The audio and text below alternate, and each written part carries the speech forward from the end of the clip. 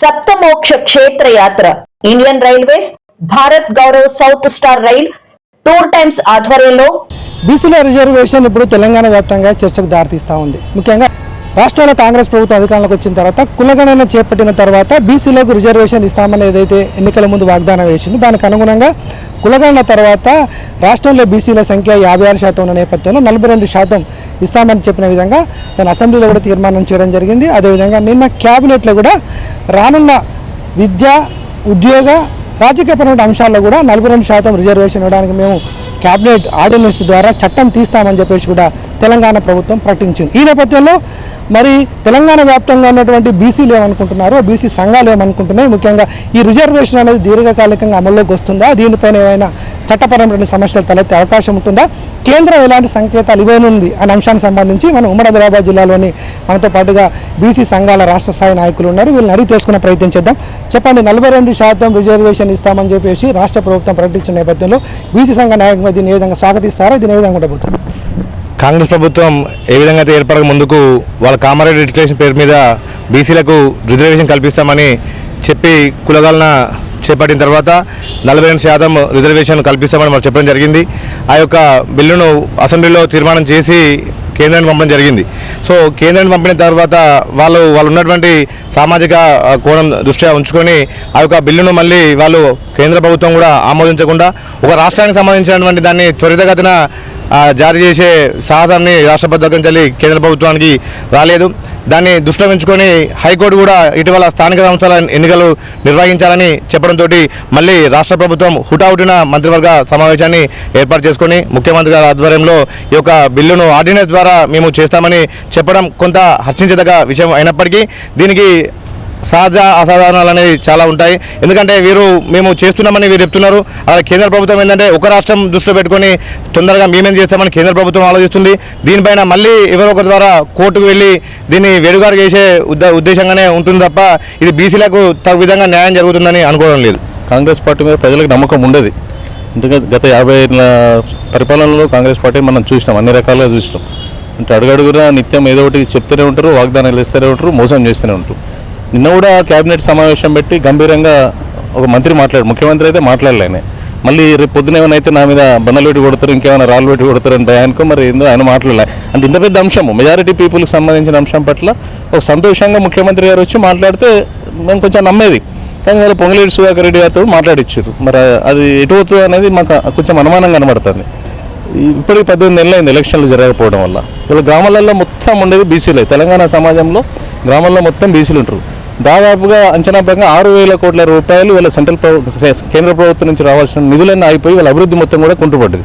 అంటే ఈ ప్రభుత్వానికి చిత్తశుద్ధి ఉంటే ఏదైతే ఇప్పుడు కామారెడ్డి డిక్లరేషన్ తర్వాత ఎలక్షన్లో గెలిచిన తర్వాత అధికారంలో రాగానే ఈ కార్యక్రమాన్ని మొదలుపెట్టి ఈ 18 నెలల కాలం ఏదైతే ఉందో అప్పుడే మీరు ఎలక్షన్లు పెట్టి ఉంటే ఇప్పుడు క్లియర్ అయ్యేది. ఇప్పుడు ఎందుకు నమ్మకం కలుగుతలేదు అంటే గతంలో పనిచేసినటువంటి సర్పంచులు వాళ్ళకి సంబంధించినటువంటి బిల్లులు పెండింగ్ ఉన్నాయి, అవి ఇస్తలేరు. ఈ 18 కాలంలో బీసీ కార్పొరేషన్లను ఇప్పటివరకు బలోపేతం చేయలేదు. ఒక 50,000 రూపాయలు కూడా వెనుకబడే తరగతులకైనా స్వయం ఉపాధి కింద వాళ్ళు ఏమైనా పెట్టుకుందాం. గతంలో కేసీఆర్ మోసం చేసిండు, ఆయన మొత్తం బీసీలో మండి చేయి చూపించిండు. ఇప్పుడు వీళ్ళు రూపాయి కూడా ఇస్తలేరు. కాంగ్రెస్ పార్టీ అంటేనే దగాకోరు పార్టీ అని చెప్పచ్చు. ఎందుకంటే ఈ దేశాన్ని అత్యధిక సంవత్సరాలు పాలించిన కాంగ్రెస్ పార్టీ ఈ 78 ఏళ్ళ ప్రజాస్వామ్య దేశంలో 50 ఏళ్ళ చిల్లరగా మరి దేశాన్ని రాష్ట్రాన్ని పాలిస్తే మరి గతంలో మీరు బీసీ కులగణన ఎందుకు వేయలే? అనేక అంశాలు పెండింగ్లో ఉన్నాయి. ఈ కాంగ్రెస్ పార్టీ ఏదైతే బీసీ డిక్లరేషన్ సభలో చెప్పినట్టు 42% రిజర్వేషన్లు కల్పిస్తామని చెప్పి హామీ ఇచ్చిందో హామీని నిన్న జరిగినటువంటి మంత్రివర్గ సమావేశంలో ప్రకటించిన దాన్ని కొంతవరకు స్వాగతిస్తున్నాం. ఆర్డినెన్స్ తీసుకురావడమే కాదు, దానికి న్యాయపరమైన చిక్కులు లేకుండా చూడాల్సినటువంటి బాధ్యత కూడా ఈ ప్రభుత్వంపై ఉన్నది.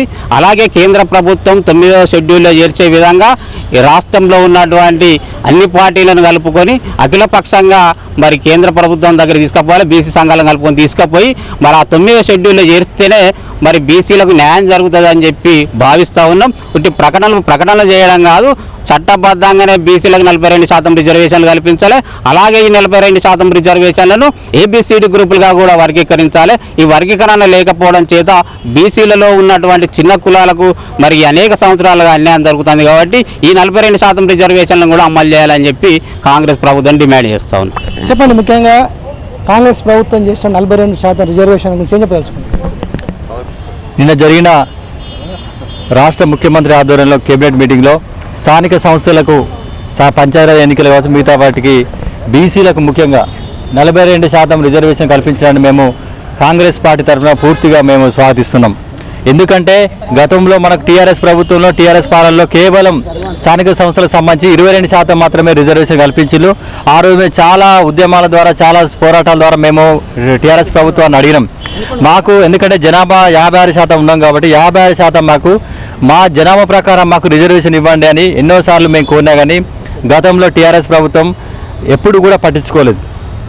రాష్ట్ర ముఖ్యమంత్రి గారు గతంలో ఎన్నికలకు ముందు కూడా హామీ ఇచ్చిన విధంగా కాంగ్రెస్ పార్టీ రాహుల్ గాంధీ ఆధ్వర్యంలో మనం చెప్పుకోవచ్చు. ఎందుకంటే కాంగ్రెస్ పార్టీ విశ్వసనీయత ఏంటంటే దేశంలో ఎక్కడ లేని విధంగా తెలంగాణ రాష్ట్రంలో మొట్టమొదటిసారిగా కులగణన చేపట్టిండు.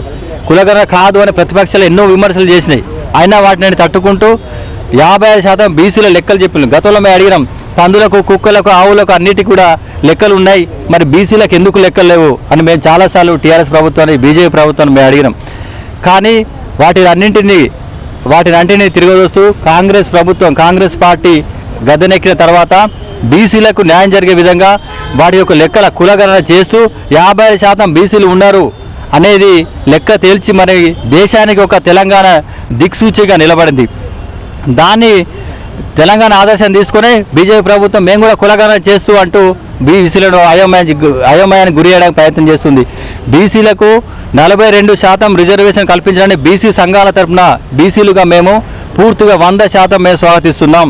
ఎందుకంటే కాంగ్రెస్ పార్టీ ఏది చెప్తుందో అదే రేవంత్ రెడ్డి ప్రభుత్వం ఆధ్వర్యంలో అదే జరుగుతుంది. కాబట్టి బీసీలకు తప్పకుండా సామాజికంగా ఆర్థికంగా రాజకీయ పరంగా 42% రిజర్వేషన్లు అనేది మేలు చేస్తాయి. బీసీల అభివృద్ధికి 100% ఇది దోహదపడుతుందని మేము భావిస్తూ ఉన్నాం. బీసీ లెక్కల తర్వాత ఈరోజు స్వతంత్రం వచ్చినప్పటి నుంచి కూడా బీసీల లెక్కలు అనేటి ఏ ప్రభుత్వం కూడా చేయలేదు.